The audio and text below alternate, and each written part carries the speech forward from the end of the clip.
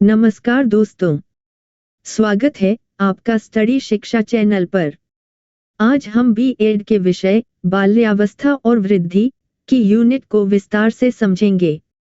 इस यूनिट का शीर्षक है व्यक्तिगत अंतर को समझना, जो हर शिक्षक प्रशिक्षु के लिए अत्यंत महत्वपूर्ण है। क्या हर बच्चा एक जैसा सीखता है? क्या हर विद्यार्थी की सोचने, समझने और अनुभव करने की शैली समान होती है? अगर नहीं, तो हमें उनके व्यक्तिगत अंतर को कैसे पहचानना और समझना चाहिए और फिर उसे कक्षा शिक्षण में कैसे अपनाना चाहिए। तो चलिए शुरू करते हैं इस रोचक और शिक्षाप्रद यात्रा को। इकाई 2, व्यक्तिगत अंतर को समझना। व्यक्तिगत अंतरों को समझने में यह पहचानना शामिल है कि लोगों की मनोवैज्ञानिक विशेषताएं अलग-अलग होती हैं, जिनमें बुद्धि, व्यक्तित्व, रुचियां और योग्यताएं शामिल हैं। ये अंतर वंशानुगत लक्षणों और पर्यावरणीय प्रभावों दोनों से आकार लेते हैं। मनोविज्ञान में व्यक्तिगत अंतरों का अध्ययन व्यक्तियों के बीच इन विविधताओं और समानताओं की सीमा और प्रकृति को समझने का प्रयास करता है। व्यक्तिगत अंतर को समझने के मुख्य पहलू: पोषण बनाम प्रकृति। व्यक्तिगत भिन्नताएं आनुवंशिकता, जीन और पर्यावरण अनुभव के बीच जटिल अंतःक्रिया का परिणाम है। मनोवैज्ञानिक विशेषताएं। व्यक्तिगत अंतर विभिन्न मनोवैज्ञानिक क्षेत्रों में देखे जा सकते हैं, जिनमें शामिल हैं बुद्धिमत्ता, विभिन्न संज्ञानात्मक क्षमताएं और समस्या समाधान कौशल। व्यक्तित्व, बहिर्मुखता, विक्षिप्तता और कर्तव्यनिष्ठा जैसे गुणों में अंतर। रुचियां, व्यक्तिगत प्राथमिकताएं और जुनून। योग्यताएं, विशिष्ट कार्यों के लिए स्वाभाविक प्रतिभाएं और क्षमताएं। व्यक्तिगत अंतर का महत्व। व्यक्तिगत अंतरों को समझना निम्नलिखित के लिए महत्वपूर्ण है: शिक्षा, शिक्षार्थियों की विविध आवश्यकताओं को पूरा करने के लिए शिक्षण विधियों को तैयार करना। कार्यस्थल, व्यक्तिगत शक्तियों को पहचानकर और उनका मूल्यांकन करके टीम की गतिशीलता और नौकरी की संतुष्टि में सुधार करना। व्यक्तिगत संबंध, एक दूसरे के अद्वितीय गुणों को समझकर और उनकी सराहना करके मजबूत संबंध बनाना। व्यक्तिगत अंतर के उदाहरण: सीखने की शैलियों में अंतर, कुछ लोग दृश्य साधनों को पसंद करते हैं, जबकि अन्य श्रवण या गतिज तरीकों को पसंद करते हैं। व्यक्तित्व में अंतर, कुछ व्यक्ति स्वाभाविक रूप से मिलनसार और सामाजिक होते हैं, जबकि अन्य अधिक आरक्षित और आत्मनिरीक्षणशील होते हैं।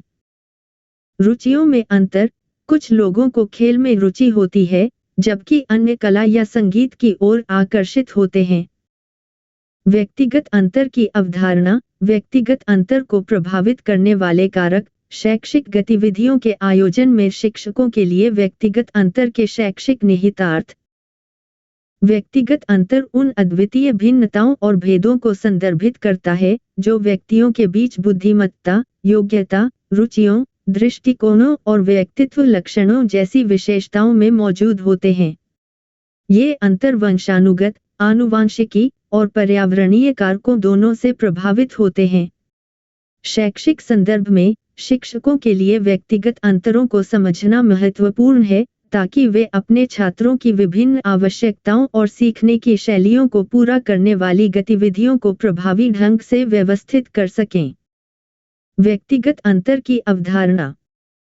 परिभाषा: व्यक्तिगत भिन्नताओं में विशेषताओं और गुणों में भिन्नताएं शामिल होती हैं, जो प्रत्येक व्यक्ति को अद्वितीय बनाती हैं। प्रकार: इन अंतरों को मोटे तौर पर इस प्रकार वर्गीकृत किया जा सकता है: अंतरव्यक्तिगत अंतर, व्यक्तियों के बीच उनकी विशेषताओं में अंतर। अंतर्वैयक्तिक अंतर, एक ही व्यक्ति की क्षमताओं और गुणों में भिन्नता। उदाहरण: बुद्धि, शारीरिक क्षमता, रुचि, सीखने की शैली और व्यक्तित्व लक्षणों में अंतर। व्यक्तिगत अंतर को प्रभावित करने वाले कारक। आनुवंशिकता, प्रकृति। आनुवंशिक कारक बुद्धि, शारीरिक क्षमता और प्रवृत्ति जैसे गुणों को निर्धारित करने में भूमिका निभाते हैं। पर्यावरण, पोषण, पारिवारिक पृष्ठभूमि, सामाजिक आर्थिक स्थिति, शिक्षा और सांस्कृतिक प्रभाव सहित पर्यावरणीय कारक व्यक्तिगत विकास और सीखने को आकार देते हैं। परिपक्वता, समय के साथ विकास की प्राकृतिक प्रक्रिया जो शारीरिक और संज्ञानात्मक क्षमताओं को प्रभावित करती है। सीखने के दौरान प्राप्त अनुभव, औपचारिक और अनौपचारिक दोनों प्रकार के अनुभव व्यक्तिगत विकास तथा विशिष्ट कौशल और ज्ञान के विकास में योगदान देते हैं। शिक्षकों के लिए शैक्षिक निहितार्थ, व्यक्तिगत क्षमता को समझना, शिक्षकों को अपने शिक्षण को अनुकूलित करने तथा अधिक आकर्षक शिक्षण वातावरण बनाने के लिए छात्रों की शक्तियों, रुचियों और सीखने की शैलियों का आकलन करने की आवश्यकता है। विभेदित अनुदेश, छात्रों की विविध आवश्यकताओं को पूरा करने के लिए पाठ्यक्रम, शिक्षण विधियों और शिक्षण गतिविधियों को समायोजित करना। क्षमता समूहीकरण, अधिक केंद्रित और प्रासंगिक निर्देश प्रदान करने के लिए क्षमता या रुचि के आधार पर समूह बनाना। विशेष कार्यक्रम, विशिष्ट आवश्यकताओं वाले छात्रों के लिए कार्यक्रम प्रस्तुत करना, जैसे कि प्रतिभाशाली कार्यक्रम या विकलांग छात्रों के लिए सहायता। सहायक शिक्षण वातावरण का निर्माण, एक ऐसी कक्षा को बढ़ावा देना जहां विद्यार्थी अपने मतभेदों के बावजूद मूल्यवान और सम्मानित महसूस करें। पारिवारिक परिस्थितियों पर विचार करें, विद्यार्थियों के सीखने पर सामाजिक आर्थिक कारकों और पारिवारिक गतिशीलता के प्रभाव को पहचानना और उसका समाधान करना। शारीरिक और संवेदी आवश्यकताओं को संबोधित करना, शारीरिक विकलांगता या संवेदी विकलांगता वाले छात्रों के लिए उपयुक्त आवास उपलब्ध कराना। स्वनिर्देशित शिक्षण को प्रोत्साहित करना, छात्रों को अपनी शिक्षा का स्वामित्व लेने और अपनी रुचियों को आगे बढ़ाने के लिए सशक्त बनाना। मनोवैज्ञानिक विशेषताओं में अंतर के आयाम संज्ञानात्मक, रुचि, योग्यता, रचनात्मकता, व्यक्तित्व और मूल्य। मनोवैज्ञानिक विशेषताएं जैसे संज्ञानात्मक क्षमताएं, रुचियां, योग्यताएं, रचनात्मकता, व्यक्तित्व और मूल्य विविध हैं और व्यक्तियों में भिन्नताएं व्यक्त करती हैं। इन विशेषताओं का मूल्यांकन मनोवैज्ञानिक परीक्षणों, साक्षात्कारों और अवलोकनों सहित विभिन्न तरीकों से किया जा सकता है। ज्ञान संबंधी कौशल, बुद्धिमत्ता। SAT-HECUET के अनुसार इसका तात्पर्य विश्व को समझने, तर्कसंगत ढंग से सोचने और उपलब्ध संसाधनों का प्रभावी ढंग से उपयोग करने की वैश्विक क्षमता से है। संज्ञानात्मक शैलियाँ।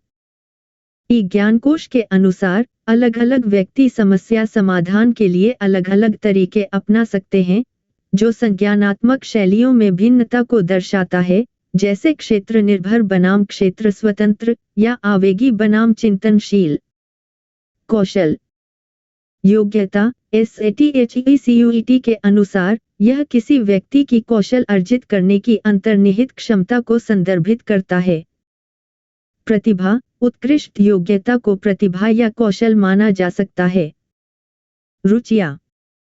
रुचियाँ SAT-HECUET के अनुसार यह किसी व्यक्ति की दूसरों की तुलना में विशिष्ट गतिविधियों में संलग्न होने की प्राथमिकता को दर्शाती हैं। रचनात्मकता। रचनात्मकता HPCOM के अनुसार इसमें नवीन और उपयोगी विचारों का सृजन शामिल है। रचनात्मक अंतर NPR के अनुसार रचनात्मकता में अंतर व्यक्तित्व लक्षणों और अनुभवों सहित विभिन्न कारकों से उत्पन्न हो सकता है। व्यक्तित्व, व्यक्तिगत खासियतें। SAT-HECUET के अनुसार यह उन स्थायी विशेषताओं को संदर्भित करता है जो व्यक्तियों को अलग करती हैं।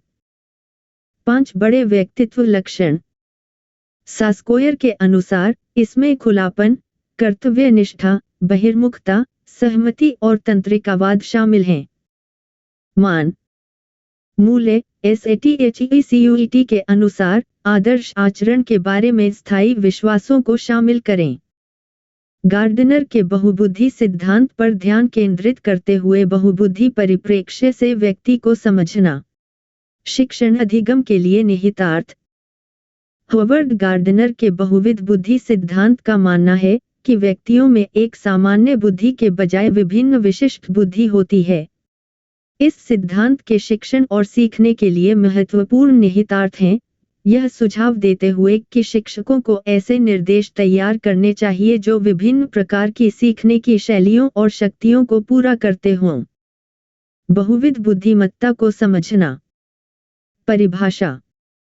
गार्डनर का सिद्धांत बताता है कि बुद्धिमत्ता में विभिन्न प्रकार की क्षमताएं शामिल होती हैं, जिनमें से प्रत्येक की अपनी विशिष्ट ताकत और कमजोरियां होती हैं। बुद्धि के प्रकार। यह सिद्धांत आमतौर पर 8 या 9 अलग-अलग बुद्धिमत्ताओं की पहचान करता है, जिनमें शामिल हैं मौखिक भाषाई, भाषा और शब्दों में प्रवीणता, तार्किक गणितीय, तर्क, समस्या समाधान और संख्यात्मक विश्लेषण में शक्ति, दृश्य स्थानिक, अंतरिक्ष में वस्तुओं को देखने और उनमें हेरफेर करने की क्षमता, शारीरिक गतिज, शारीरिक गति और समन्वय में कौशल, संगीत, लय, सुर और लय के प्रति संवेदनशीलता, पारस्परिक, दूसरों को समझना और उनके साथ प्रभावी ढंग से बातचीत करना, अंतःवैयक्तिक, आत्मजागरूकता और स्वयं की भावनाओं और प्रेरणाओं की समझ, प्रकृतिवादी, प्राकृतिक दुनिया का अवलोकन, वर्गीकरण और समझने की क्षमता, अस्तित्ववादी, जीवन, मृत्यु और अर्थ के प्रश्नों के प्रति संवेदनशीलता। व्यक्तिगत शक्तियाँ। व्यक्तियों में कुछ विशेष बुद्धिमत्ताएं दूसरों की तुलना में अधिक होती हैं, लेकिन सभी व्यक्तियों में प्रत्येक बुद्धिमत्ता का कुछ स्तर अवश्य होता है। शिक्षण और सीखने के लिए निहितार्थ। विभेदित अनुदेश। विविध शिक्षण शैलियों को पहचानने से शिक्षकों को सभी छात्रों की आवश्यकताओं को पूरा करने के लिए शिक्षण को अनुकूलित करने की सुविधा मिलती है। जुड़ाव और प्रेरणा। सामग्री को विभिन्न तरीकों से प्रस्तुत करके शिक्षक उन विद्यार्थियों को शामिल कर सकते हैं जो अलग-अलग तरीके से सीखते हैं और उनकी शक्तियों के अनुरूप सीखने के अनुभवों से प्रेरित होने की अधिक संभावना होती है। पाठ्यक्रम डिजाइन। पाठ्यक्रम को विभिन्न बुद्धिमत्ताओं को शामिल करने वाली गतिविधियों को शामिल करने के लिए डिजाइन किया जा सकता है, जिससे अधिक समग्र और आकर्षक सीखने का अनुभव मिल सके। आकलन। सीखने को प्रदर्शित करने के विभिन्न तरीकों को समायोजित करने के लिए मूल्यांकन विधियों में विविधता हो सकती है, जैसे परियोजनाओं, प्रस्तुतियों या लिखित असाइनमेंट के माध्यम से। शिक्षक प्रशिक्षण। शिक्षकों को बहुबुद्धि को पहचानने तथा उन्हें शिक्षण में प्रयोग करने के लिए प्रशिक्षित किया जाना चाहिए। उदाहरण। पारिस्थितिक तंत्र के बारे में पढ़ाने वाला शिक्षक पारिस्थितिक तंत्र के आरेख या मॉडल बनाने जैसी दृश्य स्थानिक गतिविधियों का उपयोग कर सकता है, जबकि पौधों और जानवरों के बारे में लिखने जैसी मौखिक भाषाई गतिविधियों या खाद्य जाल का विश्लेषण करने जैसी तार्किक गणितीय गतिविधियों का भी उपयोग कर सकता है। गार्डनर के बहुबुद्धि सिद्धांत को समझकर और उसे शामिल करके शिक्षक अधिक समावेशी, आकर्षक और प्रभावी शिक्षण वातावरण बना सकते हैं, जो सभी विद्यार्थियों को उनकी पूर्ण क्षमता तक पहुंचने में सक्षम बनाएगा। संज्ञानात्मक क्षमताओं की एक श्रृंखला के आधार पर अंतरों को समझना, सीखने में कठिनाई, धीमी गति से सीखने वाले और डिस्लेक्सिया, बौद्धिक कमी, बौद्धिक प्रतिभा। सीखने की कठिनाइयों से लेकर बौद्धिक प्रतिभा तक संज्ञानात्मक क्षमताओं के स्पेक्ट्रम को समझने के लिए व्यक्तियों के सीखने, जानकारी को संसाधित करने और प्राप्त करने के तरीके में अंतर को पहचानना शामिल है। ये अंतर विभिन्न तरीकों से प्रकट हो सकते हैं, जिसमें डिस्लेक्सिया जैसी विशिष्ट सीखने की अक्षमताएं, समग्र संज्ञानात्मक कार्य को प्रभावित करने वाली बौद्धिक अक्षमताएं और बौद्धिक प्रतिभा शामिल हैं, जो असाधारण संज्ञानात्मक क्षमताओं की विशेषता है। बौद्धिक अक्षमता, यह शब्द औसत से काफी कम बौद्धिक कार्य प्रणाली और अनुकूली व्यवहार संबंधी कमियों को संदर्भित करता है, जो वयस्कता से पहले मौजूद होती हैं। यह एक आजीवन स्थिति है, जो किसी व्यक्ति की अपेक्षित स्तरों पर विकसित होने, सीखने और कार्य करने की क्षमता को प्रभावित करती है। सीखने की अक्षमताएं, ये कुछ शैक्षणिक कौशल जैसे पढ़ना या गणित प्राप्त करने में विशिष्ट कठिनाइयां हैं, जबकि समग्र बुद्धिमत्ता आमतौर पर औसत या उससे अधिक होती है। आम सीखने की अक्षमताओं में डिस्लेक्सिया, पढ़ने में कठिनाई, डिस्ग्राफिया, लिखने में कठिनाई और डिस्कैल्कुलिया, गणित में कठिनाई शामिल हैं। डिस्लेक्सिया एक विशिष्ट सीखने की अक्षमता जो किसी व्यक्ति की शब्दों को डिकोड करने और लिखित शब्द को समझने की क्षमता को प्रभावित करती है, अक्सर पढ़ने, वर्तनी और लेखन को प्रभावित करती है। यह एक न्यूरोलॉजिकल अंतर है जो मस्तिष्क द्वारा भाषा को संसाधित करने के तरीके को प्रभावित करता है। धीमी गति से सीखने वाले, यह शब्द उन व्यक्तियों को संदर्भित करता है जो अपने साथियों की तुलना में सीखने की धीमी गति प्रदर्शित करते हैं, बिना किसी निदान सीखने की विकलांगता के। उन्हें सीखने के कुछ क्षेत्रों में कठिनाइयों का अनुभव हो सकता है, लेकिन फिर भी उचित सहायता के साथ प्रगति कर सकते हैं। घाटे के परिप्रेक्ष्य के बजाय अंतर के दृष्टिकोण से व्यक्तिगत भिन्नताओं को पूरा करने के निहितार्थ। व्यक्तिगत भिन्नताओं को ध्यान में रखते हुए अंतरों को कमियों के बजाय ताकत के रूप में देखना अधिक समावेशी और प्रभावी शिक्षण वातावरण को बढ़ावा देता है। यह दृष्टिकोण विविध दृष्टिकोणों को प्रोत्साहित करता है, व्यक्तिगत क्षमताओं का जश्न मनाता है और सभी शिक्षार्थियों के लिए अपनेपन की भावना को बढ़ावा देता है, जिससे अंततः बेहतर शिक्षण परिणाम और अधिक शैक्षणिक सफलता प्राप्त होती है। विस्तार। घाटे से अंतर की ओर स्थानांतरण। पारंपरिक दृष्टिकोण अक्सर कथित कमजोरियों की पहचान करने और उन्हें सुधारने पर ध्यान केंद्रित करते हैं, जिससे नकारात्मक शिक्षण वातावरण बनता है। अंतर आधारित दृष्टिकोण प्रत्येक व्यक्ति की अद्वितीय शक्तियों और सीखने की शैलियों पर जोर देता है, यह पहचानते हुए कि अंतर मूल्यवान संपत्ति हैं। समावेशी प्रथाओं को बढ़ावा देना। व्यक्तिगत अंतरों को स्वीकार करके और उनका मूल्यांकन करके, शिक्षक समावेशी शिक्षण वातावरण बना सकते हैं, जहां सभी छात्र सम्मानित और मूल्यवान महसूस करते हैं। इससे सभी के लिए अधिक आकर्षक और सकारात्मक शिक्षण अनुभव प्राप्त होता है। उन्नत शिक्षण परिणाम। जब छात्रों को यह महसूस होता है कि उन्हें समझा जा रहा है और उनका समर्थन किया जा रहा है, तो उनके सीखने में रुचि लेने और अपनी पूरी क्षमता हासिल करने की संभावना अधिक होती है। आत्मसम्मान और आत्मविश्वास में वृद्धि। व्यक्तिगत शक्तियों को पहचानने और उनका मूल्यांकन करने से छात्रों का आत्मसम्मान और आत्मविश्वास बढ़ेगा, जिससे वे अधिक लचीले बनेंगे और सीखने के लिए प्रेरित होंगे। अधिक शैक्षणिक सफलता। व्यक्तिगत आवश्यकताओं और सीखने की शैलियों के अनुरूप अनुदेश तैयार करके, शिक्षक सभी विद्यार्थियों को बेहतर शैक्षणिक सफलता प्राप्त करने में मदद कर सकते हैं। विविध दृष्टिकोण। एक कक्षा जो मतभेदों का सम्मान करती है, वह छात्रों को एक दूसरे से सीखने के लिए समृद्ध वातावरण प्रदान करती है, तथा आलोचनात्मक सोच और समस्या समाधान कौशल को बढ़ावा देती है। सफलता का जश्न। व्यक्तिगत भिन्नताओं और उपलब्धियों को स्वीकार करने से उपलब्धि की भावना को बढ़ावा मिलता है और छात्रों को उत्कृष्टता के लिए प्रयास करने के लिए प्रोत्साहन मिलता है। बच्चों और किशोरों के व्यवहार को समझने के तरीके और तरीके। बच्चों और किशोरों के व्यवहार को समझने के लिए अवलोकन, संचार और संभावित रूप से पेशेवर सहायता के संयोजन की आवश्यकता होती है। विधियों में सक्रिय रूप से सुनना, खुलेआम सवाल पूछना और उनके व्यवहार के संदर्भ को समझना शामिल है, साथ ही संभावित मानसिक स्वास्थ्य संबंधी चिंताओं के प्रति भी सचेत रहना शामिल है। वन अवलोकन और संचार। उनके व्यवहार का अवलोकन करें। विभिन्न परिस्थितियों में उनके कार्यों, अंतःक्रियाओं और अभिव्यक्तियों पर ध्यान दें। खुले संवाद में शामिल हों। उन्हें अपने विचार और भावनाएं साझा करने के लिए प्रोत्साहित करने हेतु खुले प्रश्नों का प्रयोग करें।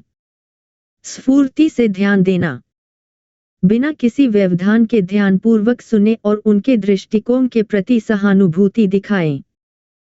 पुनः दर्शाएं।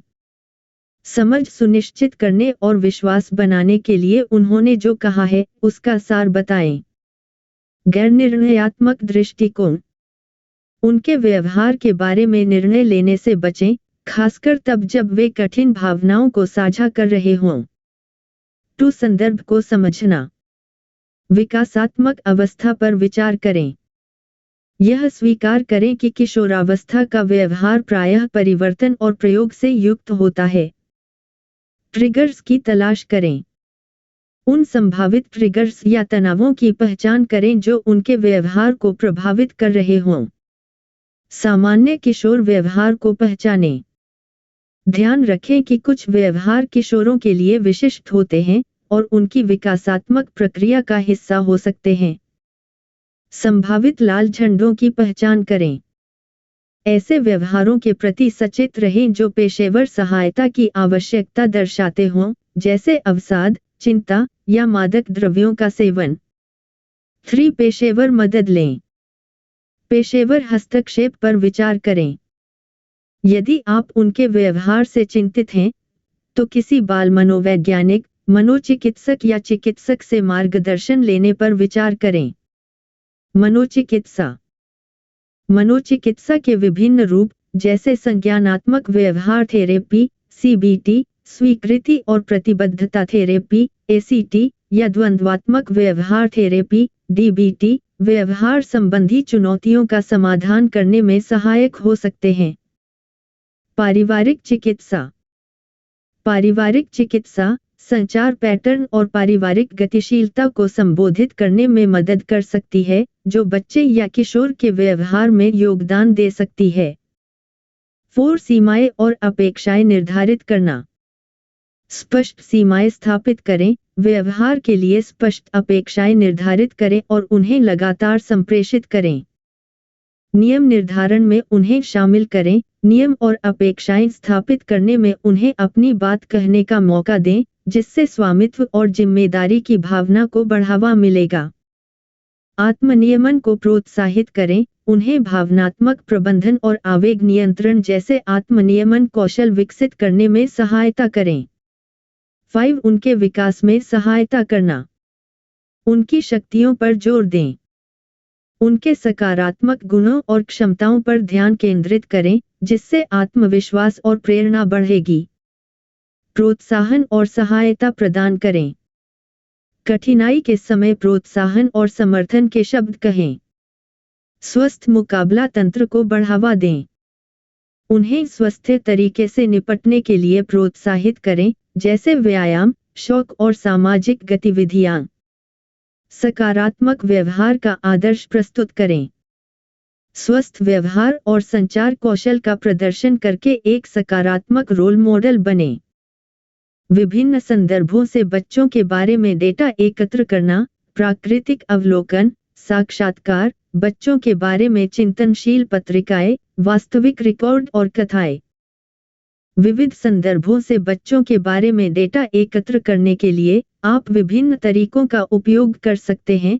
उनकी प्राकृतिक सेटिंग्स में प्राकृतिक अवलोकन, व्यक्तिगत दृष्टिकोण एकत्र करने के लिए साक्षात्कार, अंतर्दृष्टि और प्रतिबिंबों को दस्तावेज करने के लिए चिंतनशील पत्रिकाएं, और विशिष्ट क्षणों और घटनाओं को पकड़ने के लिए वास्तविक रिकॉर्ड और कथाएं। ये विधियां बच्चों के विकास और अनुभवों का एक समग्र दृष्टिकोण प्रदान करती हैं। विस्तार। प्राकृतिक अवलोकन। बच्चों को उनके सामान्य वातावरण, घर, स्कूल, समुदाय में देखने से आप उनके व्यवहार और अंतःक्रियाओं को स्वाभाविक और सहज रूप से देख सकते हैं। साक्षात्कार। बच्चों के विचारों, भावनाओं और अनुभवों के बारे में जानकारी एकत्र करने के लिए संरचित और असंरचित साक्षात्कार का उपयोग किया जा सकता है। चिंतनशील पत्रिकाएं। ये पत्रिकाएं शिक्षकों या शोधकर्ताओं को बच्चों के विकास और व्यवहार के बारे में अपने विचारों, अवलोकनों और व्याख्याओं को दस्तावेजित करने के लिए एक स्थान प्रदान करती हैं। किस्से कहानियों से संबंधित अभिलेख। ये बच्चों के साथ घटित विशिष्ट घटनाओं या अंतःक्रियाओं के संक्षिप्त, वर्णनात्मक विवरण होते हैं, जो प्रायः उनके व्यवहार, भाषा या सीखने पर केंद्रित होते हैं। आख्यान ये बच्चों के अनुभवों का अधिक व्यापक विवरण है, जिन्हें अक्सर बच्चे के नजरिए से या उसके किसी करीबी के नजरिए से बताया जाता है। खेल का अर्थ, विशेषताएं और प्रकार, खेल और उसके कार्य, शारीरिक, सामाजिक, भावनात्मक, संज्ञानात्मक और सामाजिक पृष्ठभूमि के साथ संबंध। खेल अपने मूल में आनंद और खुशी के लिए की जाने वाली एक गतिविधि है, जो विभिन्न क्षेत्रों में विकास के लिए एक महत्वपूर्ण उपकरण के रूप में कार्य करती है। यह एक प्रक्रिया-उन्मुख गतिविधि है, जिसे अपने लिए प्राथमिकता दी जाती है, जहां इसमें शामिल होने के कार्य को परिणाम से अधिक महत्व दिया जाता है। खेल में आंतरिक प्रेरणा, रचनात्मकता की विशेषता होती है, और यह अक्सर स्वैच्छिक होता है, जिससे बच्चों को स्वतंत्र रूप से खुद को तलाशने और अभिव्यक्त करने की अनुमति मिलती है। खेल की विशेषताएं। सक्रिय खेल में पर्यावरण, सामग्री और लोगों के साथ जुड़ना शामिल है, जिसमें शरीर और मन दोनों का उपयोग होता है। साहसिक एवं जोखिमपूर्ण खेल अन्वेषण और जोखिम लेने को प्रोत्साहित कर सकता है, सीमाओं को आगे बढ़ा सकता है और लचीलापन बढ़ा सकता है। संचारात्मक खेल मौखिक और अशाब्दिक दोनों तरह से बातचीत और संचार को सुविधाजनक बनाता है। आनंददायक खेल स्वाभाविक रूप से आनंददायक और मनोरंजक होता है, तथा इससे जुड़ाव और प्रेरणा बढ़ती है। शामिल खेल में अक्सर उच्च स्तर की भागीदारी के साथ गहन संलग्नता और तल्लीनता की आवश्यकता होती है। सार्थक खेल सीखने, समस्या समाधान और दुनिया की समझ विकसित करने के अवसर प्रदान करता है।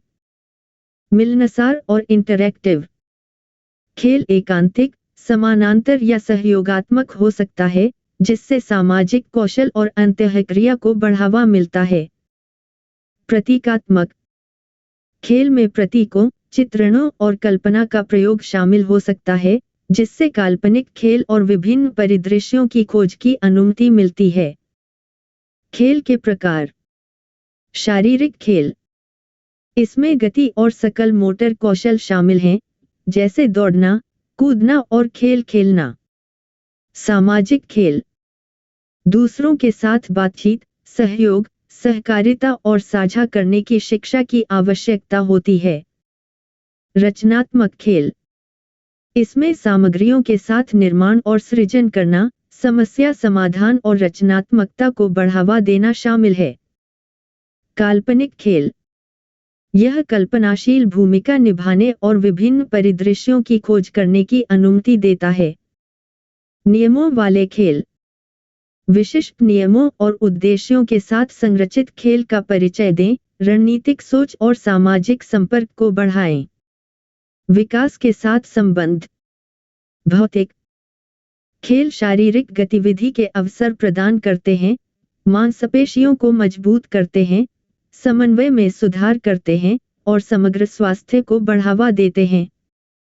सामाजिक खेल सामाजिक कौशलों के विकास में सहायक होता है, जिसमें सहयोग, साझा करना, बारी-बारी से खेलना और सामाजिक मानदंडों को समझना शामिल है।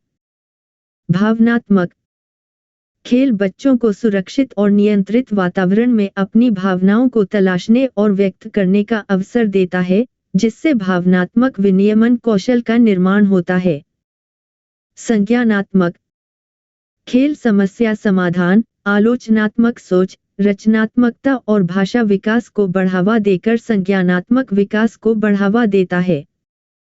खेल और समूह गतिशीलता खेल के नियम और बच्चे मतभेदों पर बातचीत करना और संघर्ष को हल करना कैसे सीखते हैं। खेल, खास तौर पर संरचित नियमों और समूह गतिशीलता वाले खेल, बच्चों को बातचीत और संघर्ष समाधान के बारे में सीखने के लिए मूल्यवान अवसर प्रदान करते हैं। खेलों में भाग लेने से बच्चे संचार, सहानुभूति और आत्मनियमन का अभ्यास करते हैं, जो सामाजिक बातचीत को नेविगेट करने और संघर्षों को प्रभावी ढंग से हल करने के लिए सभी आवश्यक कौशल हैं। खेल किस प्रकार संघर्ष समाधान में सहायक होते हैं? संरचित नियम और निष्पक्षता। खेल स्पष्ट नियम और अपेक्षाएं स्थापित करते हैं, जिससे बच्चों को निष्पक्षता और सीमाओं का सम्मान करने के महत्व को समझने में मदद मिलती है। बातचीत और समझौता।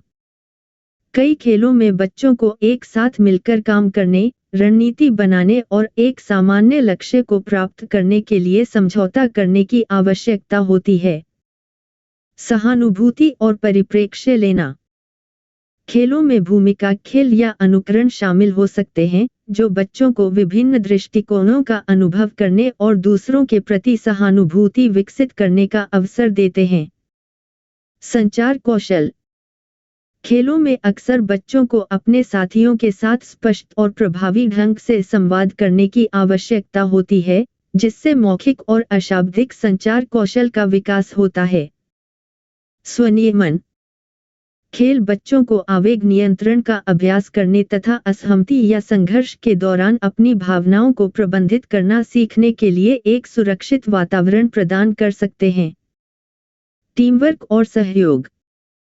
सहकारी खेल बच्चों को एक साथ काम करने, संसाधनों को साझा करने और सामूहिक सफलताओं का जश्न मनाने के लिए प्रोत्साहित करते हैं, जिससे टीम वर्क और सहयोग की भावना को बढ़ावा मिलता है। संघर्ष समाधान को बढ़ावा देने वाले खेलों के उदाहरण। Team treasure Hunt. बच्चे छिपी हुई वस्तुओं को ढूंढने के लिए मिलकर काम करते हैं, जिससे संचार और संसाधनों के आदान प्रदान को बढ़ावा मिलता है। संघर्ष भूमिका खेल। संघर्ष समाधान रणनीतियों का अभ्यास करने और समझने के लिए बच्चे संघर्ष से जुड़े परिदृश्यों का अभिनय करते हैं, जैसे निष्पक्ष खेलना और खिलौनों को साझा करना। $2 का खेल। प्रतिभागी अपने उद्देश्यों को प्राप्त करने के लिए संसाधनों पर बातचीत और व्यापार करते हैं, तथा दूसरों के दृष्टिकोण को समझने के महत्व पर प्रकाश डालते हैं। शैक्षिक मूल्य। बेहतर सामाजिक कौशल। खेल बच्चों के सामाजिक कौशल में महत्वपूर्ण सुधार ला सकते हैं, जिसमें संचार, सहानुभूति और टीमवर्क शामिल हैं। उन्नत संघर्ष समाधान कौशल। बच्चे सुरक्षित और संरचित वातावरण में विवादों की पहचान करना, बातचीत करना और मतभेदों को सुलझाना सीखते हैं। आत्म जागरूकता में वृद्धि। खेलों में भागीदारी के माध्यम से बच्चे अपनी भावनाओं, व्यवहारों और सामाजिक अंतःक्रियाओं की बेहतर समझ हासिल करते हैं। निष्कर्ष।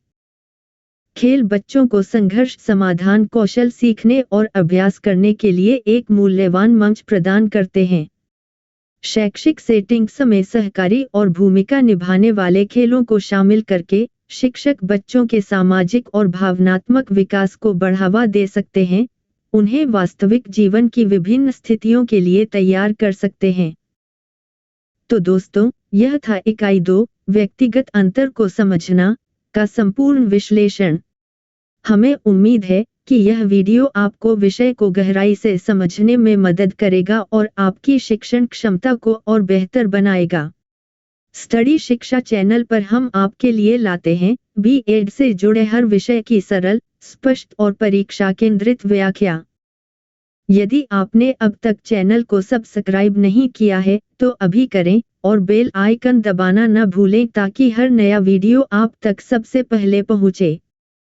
वीडियो अच्छा लगा हो तो लाइक करें, कमेंट में बताएं कैसा लगा और शेयर करें अपने साथी शिक्षार्थियों के साथ।